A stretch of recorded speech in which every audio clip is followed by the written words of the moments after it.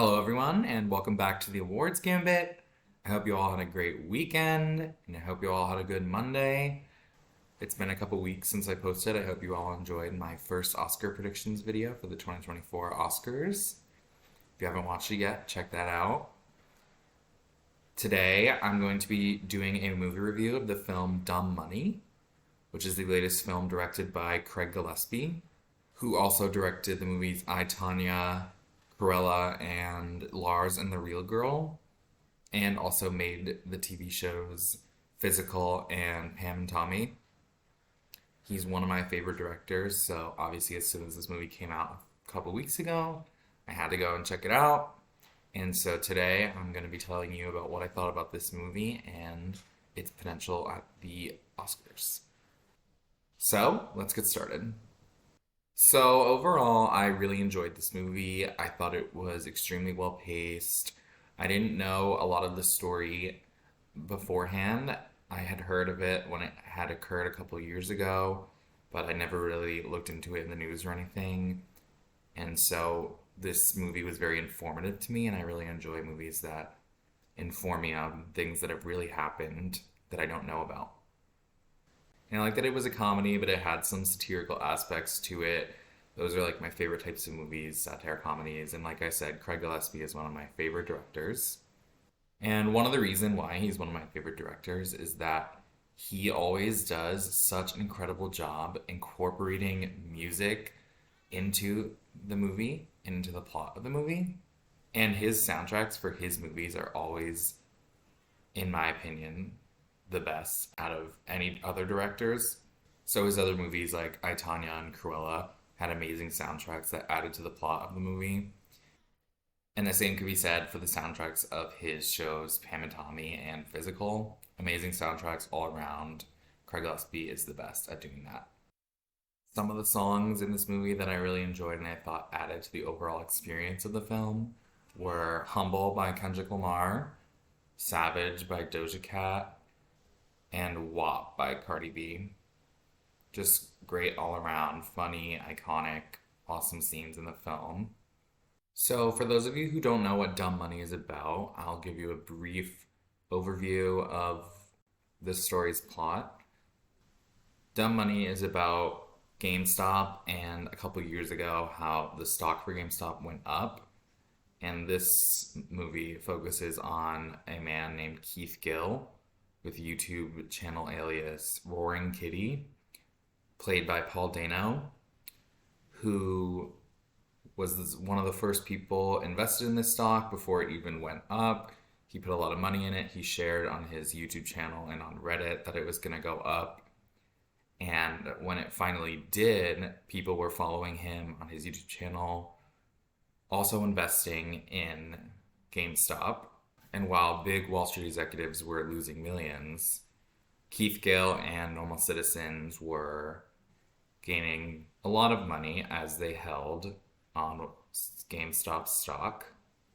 And so the story tells from a lot of different perspectives, mainly Keith Gill's, but also other citizens that follow his journey, played by America Ferrera, Anthony Ramos, Talia Ryder, and some of the Wall Street executives that are affected by this, played by Nick Offerman and Seth Rogen. A really great cast. So many heavy hitters, big players here. It's a great movie. It's funny. It's well paced, under 2 hours. And so, yeah, that's just a little bit about what the story's about. And I would like to now talk about what I think about this movie's awards potential. So there are a few aspects of this movie that I really enjoyed and I think are definitely worthy of getting in at the Oscars. We're still a ways away, but right now, Dumb Money is not really predicted to get in any nominations. September releases are not always the best in getting at the Oscars. They are often overlooked by movies that come out in Q4. But for Dumb Money, I personally enjoyed the editing of it. I think that Craig Gillespie is an excellent editor, and that kind of goes along with the soundtrack and how that incorporates into the cut of the film. I, Tanya only got 3 nominations. It got nominated for Best Actress for Margot Robbie, for Best Supporting Actress for Allison Janney, and for Best Editing. So he's a great editor. This movie has an outside chance of getting in. I would love to see it get recognized for its excellent editing in the film. I really think that Paul Dano could be a dark horse for Best Actor. Best Actor is pretty crowded, but he's so good in this movie. He's never been nominated before. I think he could get nominated at the Golden Globes for comedy. And if that happens, you never know. He could sneak in at the Oscars. It seems unlikely as of right now, but that would be awesome to see him get in. And I think this movie has an outside chance of getting in for Best Adapted Screenplay. Craig Gillespie's 2007 film Lars and the Real Girl got in for Best Original Screenplay. So, his films are screenplay contenders in general. I, Tanya didn't get in for screenplay, but it was definitely in the conversation for getting in. And the movie just had great dialogue, funny moments, funny conversations between people, and I felt like it was extremely well written. I also would love to see Craig Gillespie get in for Best Director. He's never been nominated for an Oscar before, and I said this so many times, but he's one of my favorite directors, and he definitely deserves some love from the Oscars. And the direction of this movie was quite good.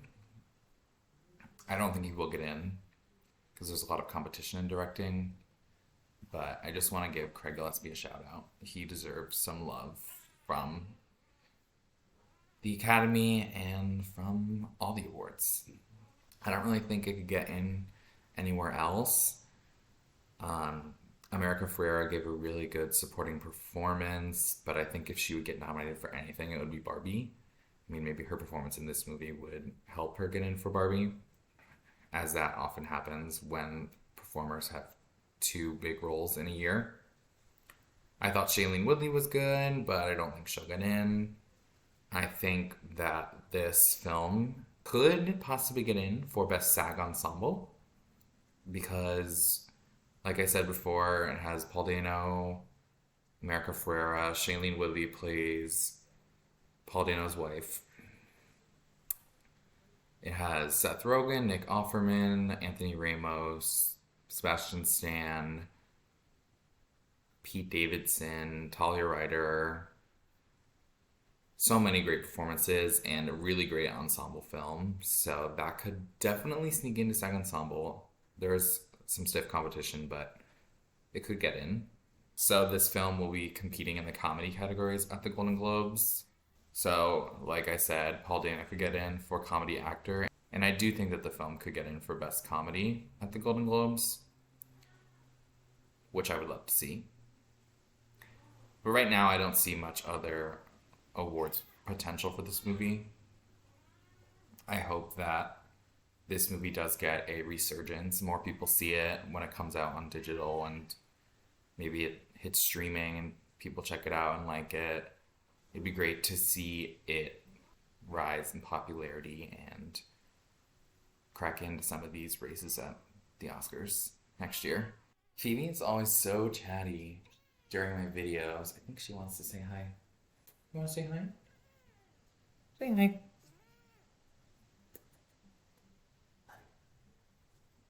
And so I'd like to give this film an overall rating. I really enjoyed this film, so I would give this movie an 8.4 out of 10. Like I said, Craig Gillespie is one of my favorites. I think he did a great job with this film, and I'm so excited to see what he does next. Some of the things I didn't like that much about this movie, it's just small criticisms, but I did get a little confused by some of the language. I often am very confused in shows and TVs when they're talking about financial things in the stock market. I'm not very knowledgeable in that, so there were some parts where I was confused. And I especially got lost because there were so many different characters and so many different storylines happening with all the characters that there were times where I was confused. But overall, I did really enjoy the film and I liked the direction of it. And yeah, thank you guys so much for tuning in today. Thank you for supporting my channel. As always, I really appreciate you guys. Please spread the word as much as you can. Tell your friends, family to subscribe, check it out. I'm hoping to do more Oscar prediction videos as we get more updates. Maybe some writing and directing predictions soon. And as more Oscar movies come out, I will definitely be doing more movie reviews. Killers of the Flower Moon is coming out in a couple weeks, and I am very excited about that. And as always, please don't forget to like, comment, subscribe, email some Oscar questions, or any questions you want to ask me to awardsgambit@gmail.com, and I will give those a shout out on my videos. And thanks again for watching. I hope you guys have a great rest of your week, and I'll see you soon.